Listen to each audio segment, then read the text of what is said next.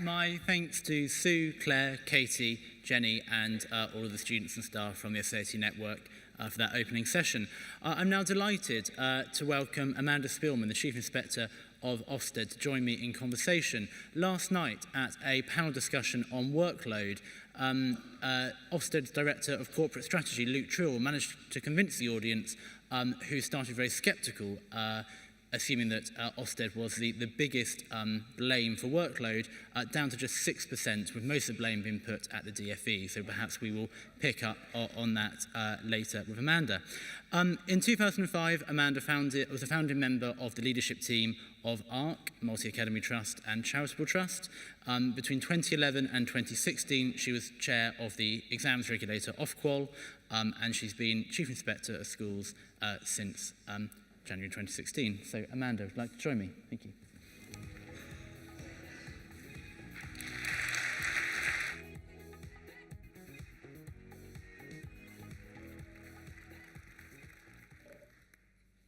Thank you, Amanda. Good morning. We are going to open it up to the audience in a moment. You can either ask questions with our live mics that are going around the room, or if you would like to use the conference app, do use the discussion section of that, and I will monitor that throughout the discussion. But I have some opening questions for you, Amanda. So from next September, we will have a new Ofsted framework, which we will see very shortly. How do you envisage that the new framework will support school leaders and teachers to make professional judgments in the interest of students' learning and outcomes, rather than merely teaching to the test? Well, if there's one thing I've seen in my time at Ofsted, it's the extent to which the kinds of discussions that we have with schools and colleges get mirrored in so much of what's discussed in SLTs in governing bodies. So if our focus is on having a really professional dialogue, that professional conversation about the substance of education, that I hope will really help make people feel that those are the right conversations to be having. Recently, I had a meeting with a group of heads, I think it was in Manchester, and one of the heads there said that when we'd started talking about the substance of education and curriculum, he'd realised that since he'd become a head several years ago, he'd never had any discussions about what's taught and why in his school.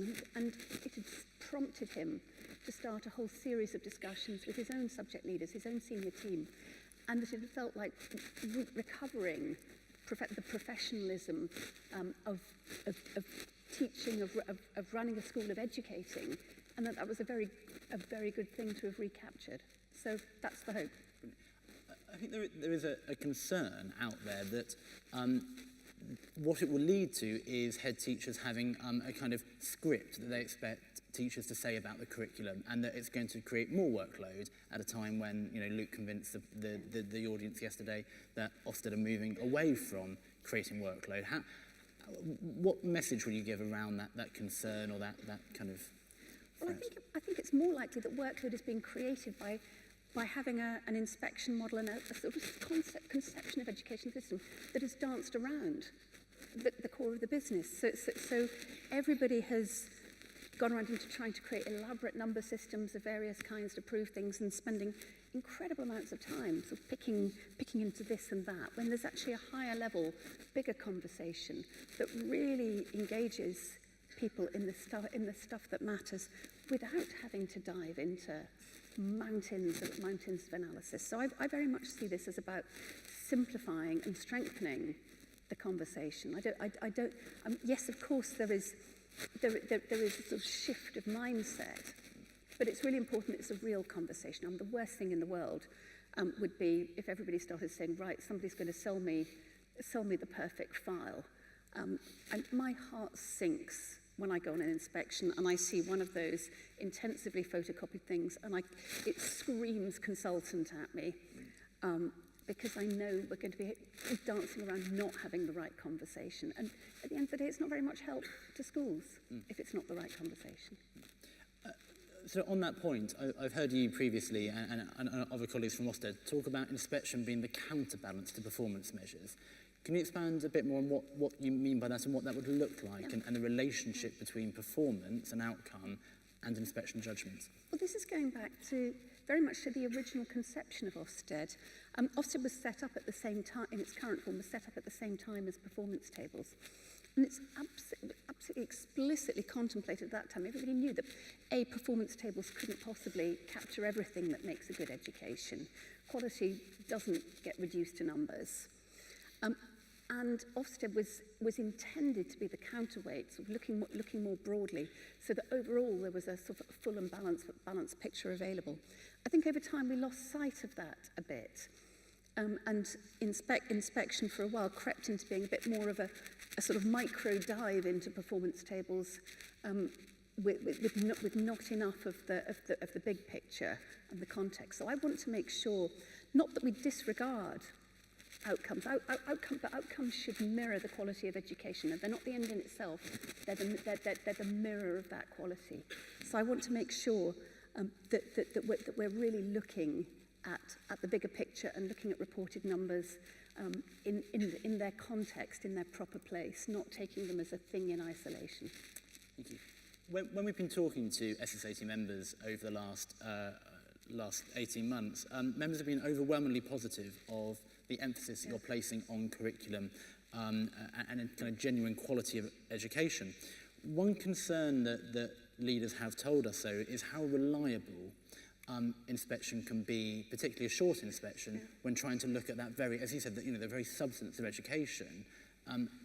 How will inspection retain its reliability when you're looking at something that's a bit harder to grasp and handle? Well, you're asking several questions rolled up in there. One is around short inspections, and I think it's important to remember that a short inspection is not a high-speed full inspection. It is asking a much narrower question. Can we be reasonably confident that the school is still good? Since the previous visit, it is not trying to do a full inspection ab initio. So we are doing some work on how the short inspection might develop, but nobody should think that we're going to be trying to do everything in the context of a short inspection any more than we do at the moment. In terms of judging quality, in effect, quality is being judged now. It's just that there is an assumption that the numbers can carry all the definition of quality. I think what we've seen over a good many years has shown us all the downsides of that and all the ways that things can get stripped out, all the ways that gradually over time education can get thinned out and substance can vanish.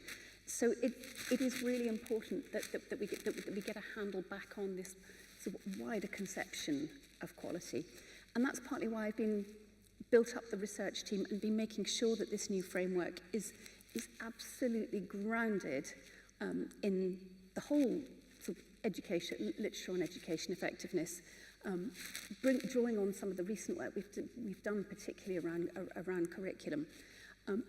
But the second curriculum commentary we published earlier this year, was very explicitly showing how that work had shown us that there are very different approaches to curriculum that can add up to a really effective foundation for education. It's absolutely not about there being only one way to do anything. But at the same time, there is some that is really weak. And we've all seen, I think, in our lives examples of things that are a bit random, a bit low level, stuff sort of grabbed a bit quickly from various websites offering resources. This is not something that is perfectly buttoned down in every corner. So the challenge for us has been developing something with criteria that are broad enough to genuinely encompass the full range of ways of building quality, while at the same time having something that is strong enough to be able to have the right conversation to weed out the stuff that really isn't giving children what they need.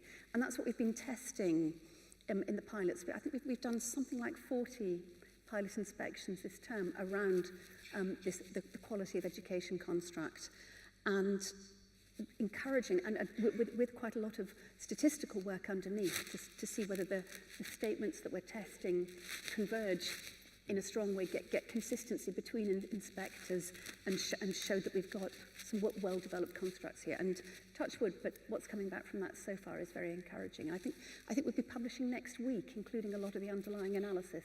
Thank you. So there'll be stuff for people to see. Great. And of those 40 so schools, how diverse are you finding the idea of quality? Because obviously quality as a term is a subjective term. What one person might see as quality, another might not. Whilst obviously not having low expectations of any students and not having excuses for poor performance, how much diversity are you seeing in terms of... Well, I think I just explained that. And we talked about in the second commentary that we saw curricula that started with very different philosophical underpinnings, but that nevertheless achieve that goal. So what we're doing is making sure that we set criteria that allow for that range. And when is the hope that when you read an inspection report in the under the new framework, that will be reflected in how it's written up, so you get a sense of what that philosophy is and what it's like to be there? Yes. And we've been doing focus groups with parents, for example. We've been thinking about and talking to the different kinds of users of inspection reports to say what is it that you want out of it, that you find useful. Because as inspections got smaller, the proportion of time that goes into writing and quality assuring the report has got bigger and bigger as a proportion of the total inspector time that's available. So we only want to do that to the extent it's actually valuable to somebody. For the rest, the time is better spent on having those really good professional conversations. Thank you. I'm going to open up to the room at this point. Do we have any questions? I've got colleagues with mics around the room. Yep. Excuse me, sorry.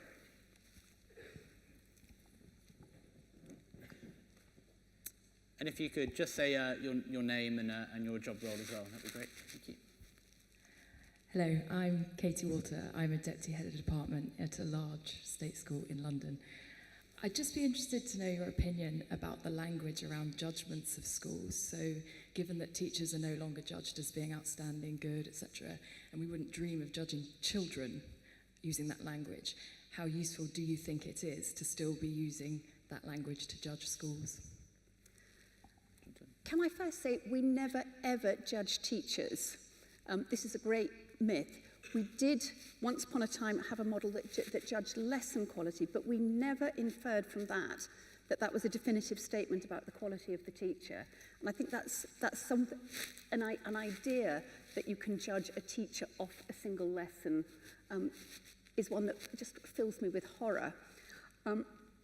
It was only ever part of building up an aggregate picture from a number of lesson observations. So judgment is a thing that applies at different levels. In this country, we have a model where pretty much every inspectorate, all the big inspectorates that I can think of, have a four-grade system.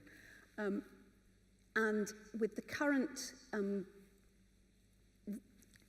sort of role that Ofsted has with the way that government has set up the accountability system with inspection as one part, with support and improvement being commissioned by regional schools commissioners, we have simply been set up to do that judging part.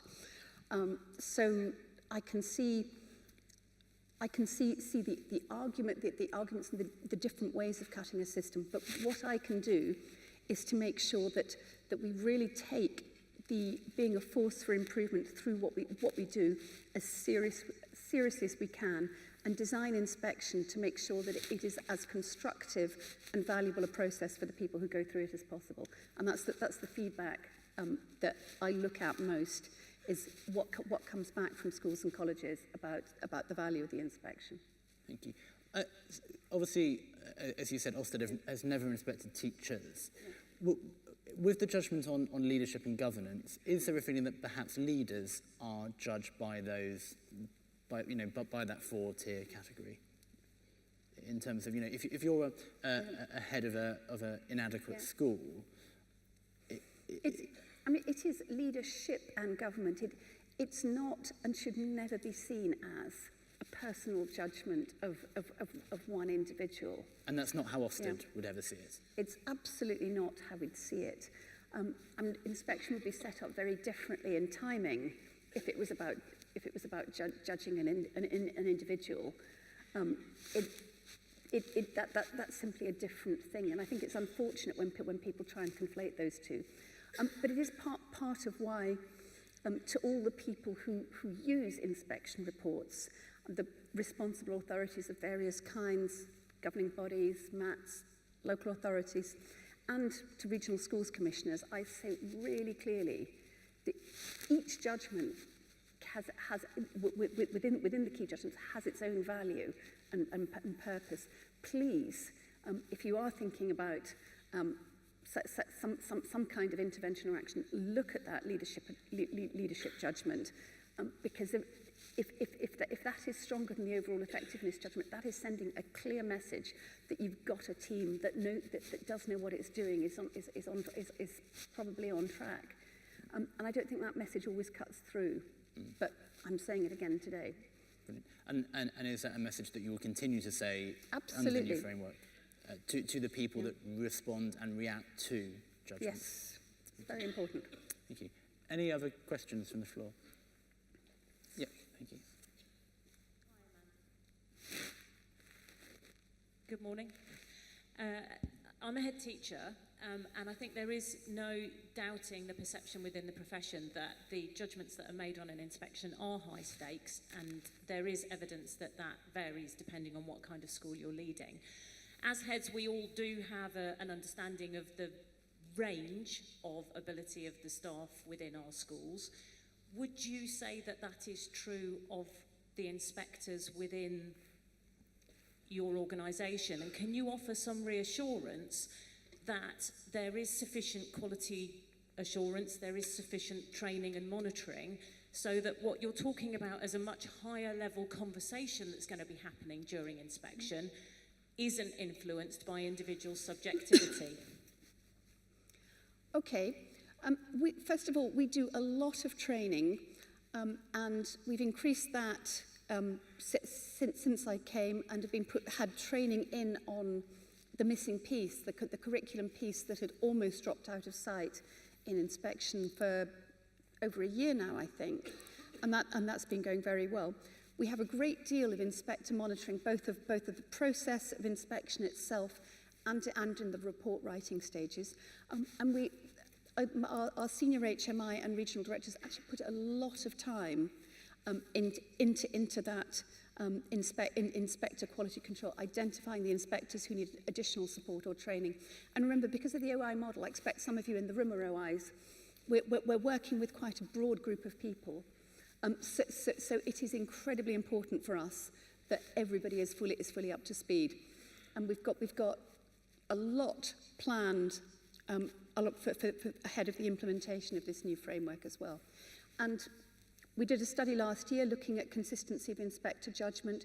What we've been doing in the context of these pilots of the new framework is to build in some testing in that of the inspectability of the constructs as they're set up in the framework, and we will carry on with that post-implementation to make sure that what we're attempting to inspect and judge, we are doing as well as a human judgment process can do.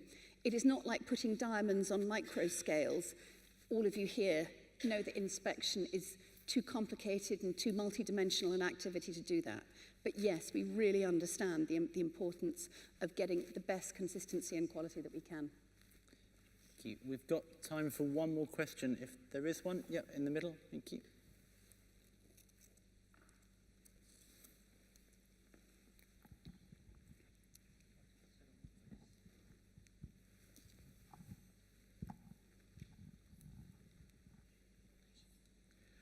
Anthony Williams, head teacher.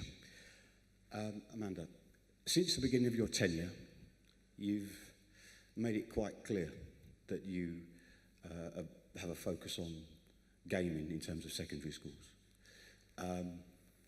Putting that out there and linking that with a real drive on curriculum, Are you confident that your inspection teams, when they go out from September, could well find that with the focus on that, linked to a real drive with genuine quality of provision in terms of curriculum for schools, that could well affect a schools judgments where, for maybe different reasons, progress scores are not a true reflection of a fit-for-purpose curriculum, as opposed to a curriculum or progress outcomes that are more linked to the outcome of an improved progress score?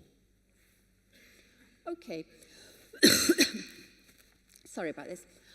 First of all, the aim here is not to send a giant shock through the system, to set the bar, to suddenly say that all these schools require improvement, that thousands of schools require improvement. There's no aim to make any significant shift to any bar in any direction. That good requires improvement threshold in particular. But I would expect it to help us to see which of the schools that are really focused on making sure that children have got the best possible quality of education and not just sliding off to whatever the current hot tip is for maximum performance table points, and that conversely, places which perhaps have been a bit over-reliant on those kinds of strategies might find it a little bit harder to get the benefit in terms of the reported outcomes without also seeing some adverse comment on what might have been lost in those children's education. Thank you. Finally, Minna, if delegates are going to go away with one core message to take back into school, what would you want them to come away from this session and tell their colleagues about the new framework and about what it might mean? It's all about helping us all to have the right conversations that are really about education. Thank you very much, Amanda Spielman. Thank you. Just stay here. We now move into the first workshop sessions of the day, which will be displayed behind me momentarily and are on your app. All workshops are first come, first served, so please do get to your first choice as quickly as possible. Thank you. Thanks, Amanda. It's great. Thank you.